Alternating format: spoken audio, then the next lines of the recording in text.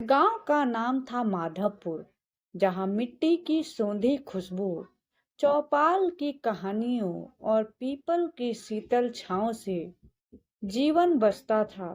गांव के पश्चिमी छोर पर एक पुराना पीपल का पेड़ था, जिसकी जड़ें जमीन को मजबूती से थामे हुए थी।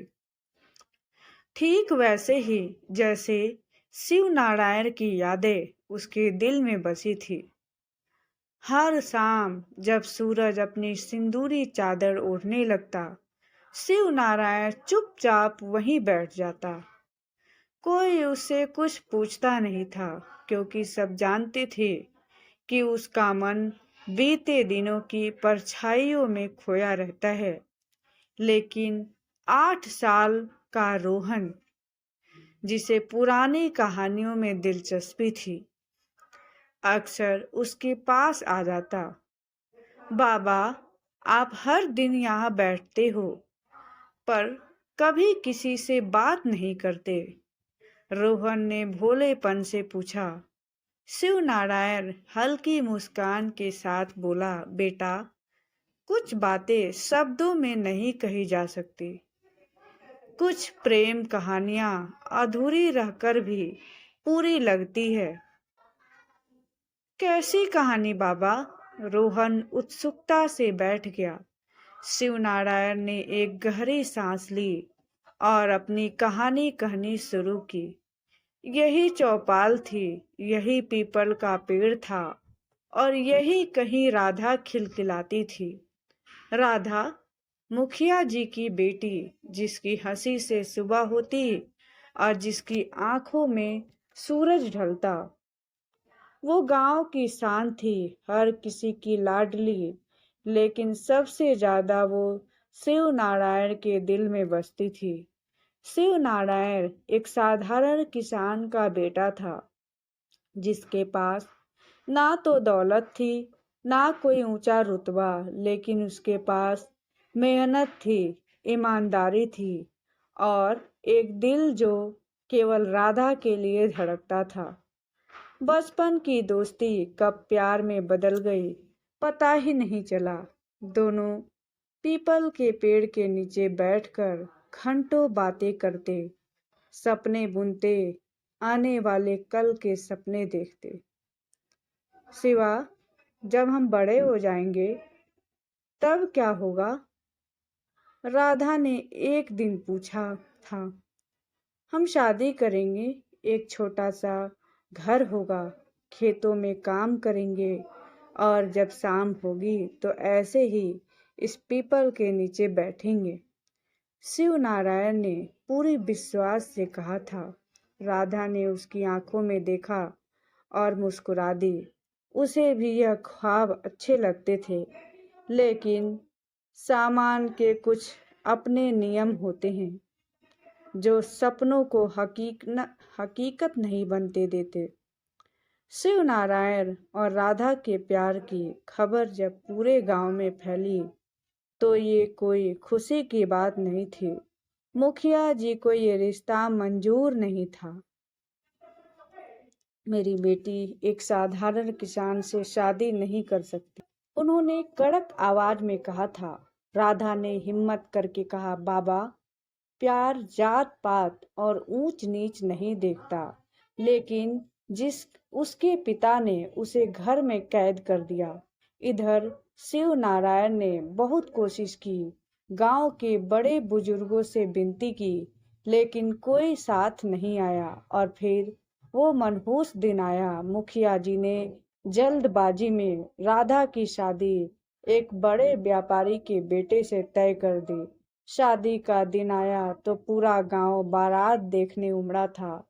ढोल नगाड़ों की आवाज गूंज रही थी, लेकिन शिव नारायण के लिए हर आवाज एक तीर की तरह थी।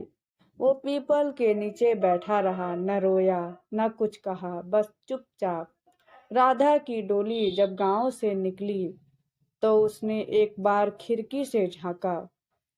उसकी आंखों में आंसू थे, लेकिन उसने कोई शिकायत नहीं की, बस एक हल्की सी मुस्कान थी।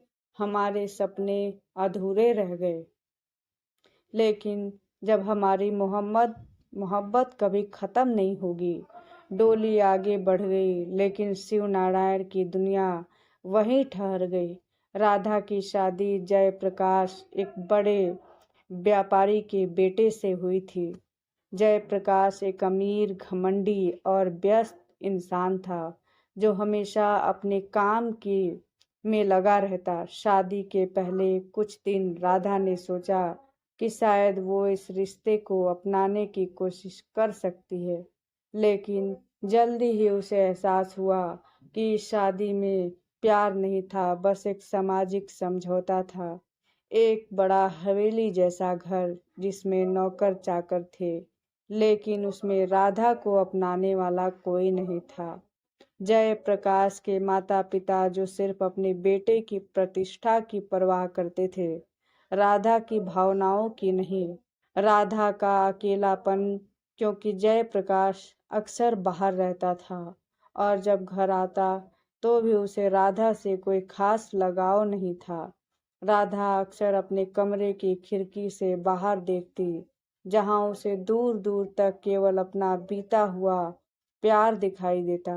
राधा दिन भर ससुराल के काम में लगी रहती, लेकिन रात होते ही उसका दिल बेचैन हो जाता। एक दिन उसने अपनी सास से कहा, माँ जी, क्या मैं मायके जा सकती हूँ? सास ने सख्ती से कहा, अब वो घर तेरा नहीं, तेरी ससुराल ही तेरा असली घर है। राधा अंदर से टूट गई। क्या सच में अब उसे अपना गांव कभी नहीं देखना था? वो अपने कमरे में गई और उसे अपने अलमारी में एक पुरानी चीज निकाली। एक पीपल के पत्ते पर लिखा हुआ शिवा। यही उसकी आखिरी याद थी और यही उसकी सबसे बड़ी ताकत। शादी के कई साल बाद एक दिन जयप्रकाश को किसी काम से विदेश जाना था। इस मौके का फायदा उठाकर राधा पहली बार अपने मायके गई। जब वो गांव पहुंची तो सबसे पहले उसके कदम पीपल के नीचे पहुंचे। सालों बीत गए, शिव नारायण ने शादी नहीं की। वह खेतों में काम करता, चौपाल पर जाता, लेकिन शाम होते ही पीपल के नीचे बैठ जाता। गांव वालों को उसकी आदत लग गई थी। फिर एक दिन राधा वापस आई। उसका पति एक व्यापारी था जो अक्सर बाहर रहता। शादी के कई सालों बाद जब उसे पता चला कि शिव नारायण अब भी उसी पीपल के नीचे बैठता है, तो वो खुद को रोक नहीं पाई और उसके पास आई। धीरे से कहा, कैसे हो शिवा? शिव नारायण ने उसकी ओर देखा और फिर मुस्कुरा कर कहा, जैसा छोड़ गई थी तुम, वैसा ही। राधा की आंखों में आंसू आ गए। वो कुछ कहना चाहती थी, लेकिन शब्द खो गए थे। शिवा, क्या हम कुछ पल साथ बैठ सकते हैं? उसने कांपती आवाज में पूछा। शिव नारायण ने पीपल की ओर देखा, फिर उसके नीचे बैठते हुए कहा, कुछ मोहब्बतें मुकम्मल नहीं होती, लेकिन जो अधूरी रहकर भी जिंदा रहती हैं। राधा उसके पास बैठ गई। दोनों ने कुछ नहीं कहा, बस बीते समय को महसूस किया जो उनके हाथ से फिसल गया था। और फिर जब सूरज डूबने लगा, राधा खड़ी हुई। उसने आखिरी बार शिव नारायण को देखा और चली गई, शायद हमेशा के लिए। राधा के जीवन में अब सब कुछ था, शोहरत, पैसा, एक बड़ा घर, लेकिन दिल में जो जगह खाली थी उसे कोई भर नहीं पाया। शिव नारायण अब भी रोज पीपल के नीचे बैठ जाता, जैसे किसी दिन राधा वापस आएगी, लेकिन वो दिन फिर कभी नहीं आया। आज भी जब हवा पीपल के पत्तों को हिलाती है, तो लोग कहते हैं कि कभी कभी वहां से किसी की हल्की सी आवाज आती है। शिवा, शायद कुछ प्रेम कहानियां अधूरी रहकर भी अमर हो जाती हैं। अगर ये कहानी आपको दिल को छू गई तो इसे अपने दोस्तों के साथ साझा करें। कुछ प्रेम कहानियां अधूरी रहकर भी अमर हो जाती हैं।